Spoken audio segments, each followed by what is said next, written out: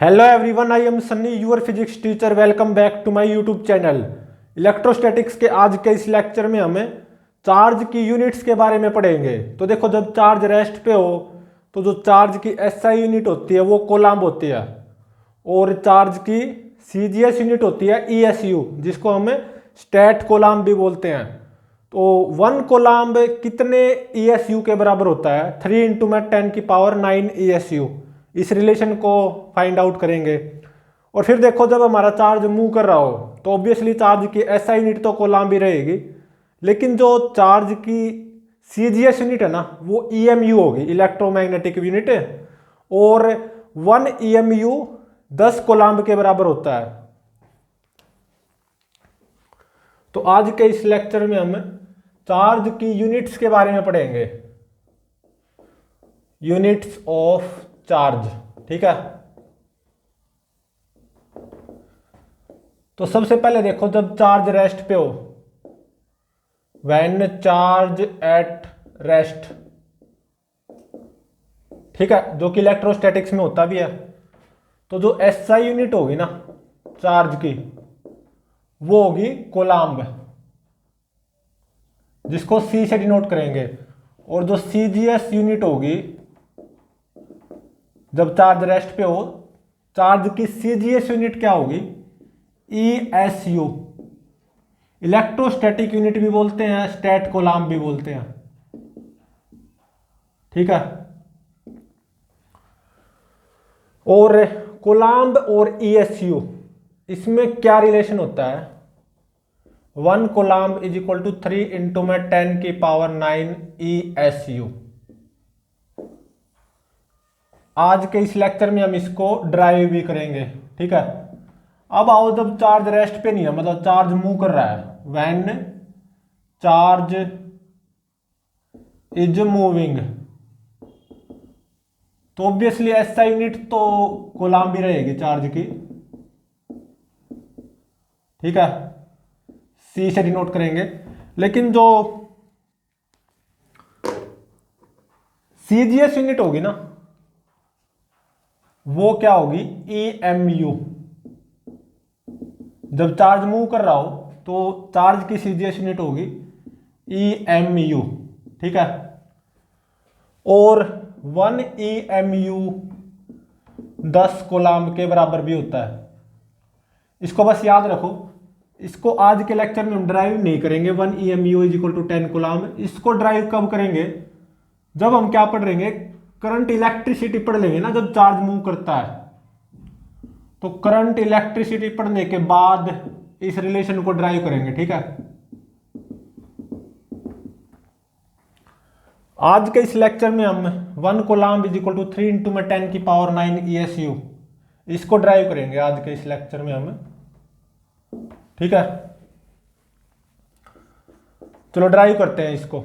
तो देखो, coulomb law पे आओ। कोलम्ब लॉ पे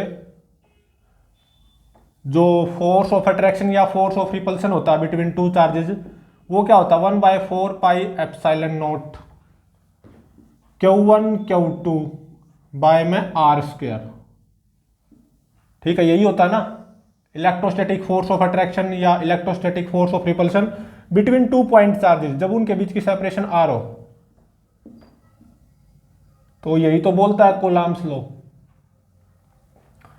और देखो, ये 1/4 पाई एप्सिलॉन नॉट एक कांस्टेंट है, इसकी वैल्यू आई थी 9 इंटू में 10 की पावर 9 न्यूटन मीटर स्क्वायर पर कोलम्ब स्क्वायर। ये क्या है? Constant, dimensional constant. ठीक है, अब देखो, सीजीएस में आओ। इलेक्ट्रोस्टैटिक्स में जब चार्ज रेस्ट पे है तो सीजीएस यूनिट पुट करो यहां पे, फोर्स की, चार्ज की और डिस्टेंस की। ठीक है, तो यहां पे फोर्स क्या हो जाएगा? 1 डाइन सीजीएस में आओ। ठीक है,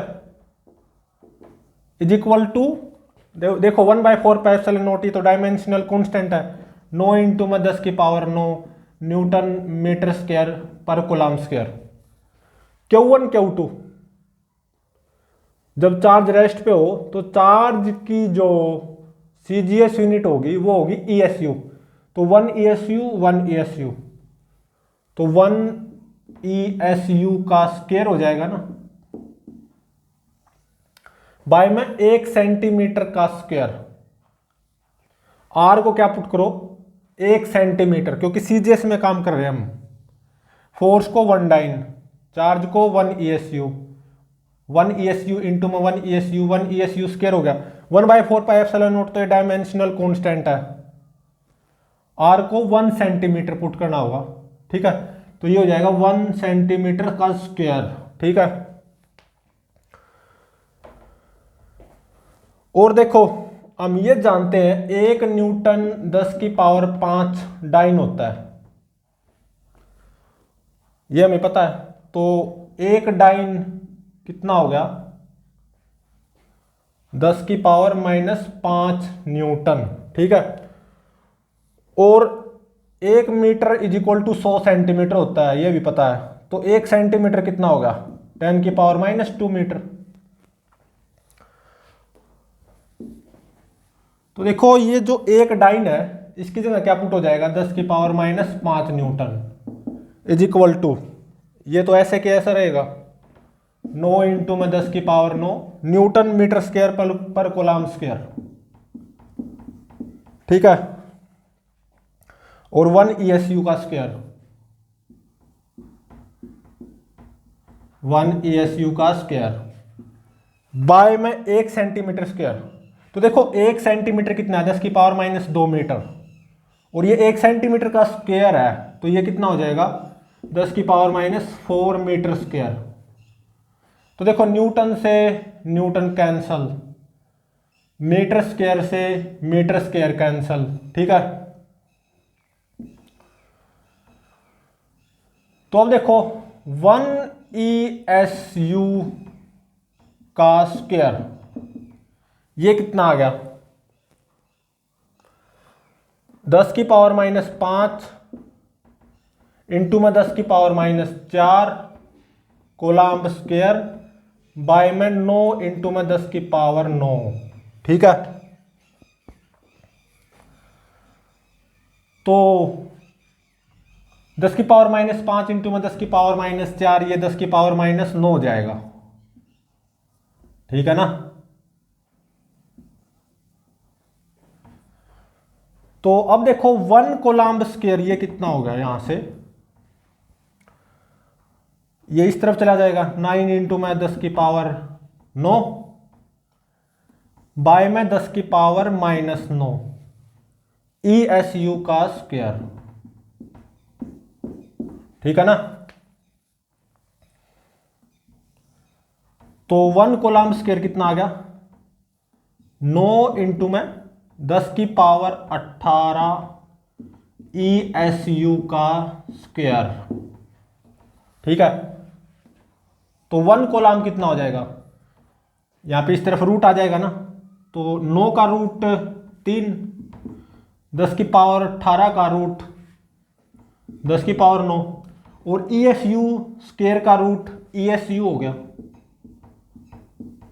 ठीक है। तो 1 coulomb is equal to 3 into में 10 की पावर 9 ESU। तो देखो इसको हमने ड्राइव कर दिया, ठीक है। तो देखो जब चार्ज रेस्ट पे होना तो चार्ज की SI unit coulomb, CGS unit ESU, state coulomb भी बोलते हैं इसको। कूलम्ब और ESU में ये रिलेशन होता है, 1 coulomb is equal to 3 into में 10 की पावर 9 ESU। ये हमने ड्राइव भी कर दिया। और देखो जब चार्ज मूव कर रहा हो तो देखो चार्ज की SI यूनिट तो कूलम्ब भी रहेगी, लेकिन जो चार्ज की CGS यूनिट हो जाएगी ना वो EMU हो जाएगी, इलेक्ट्रोमैग्नेटिक यूनिट भी बोलते हैं। और 1 EMU 10 कूलम्ब के बराबर होता है। इसको बाद में ड्राइव करेंगे, करंट इलेक्ट्रिसिटी जब हम पढ़ लेंगे ना उसके बाद में इस रिलेशन को ड्राइव करेंगे, ठीक है। तो प्लीज चैनल को लाइक शेयर और सब्सक्राइब जरूर करें।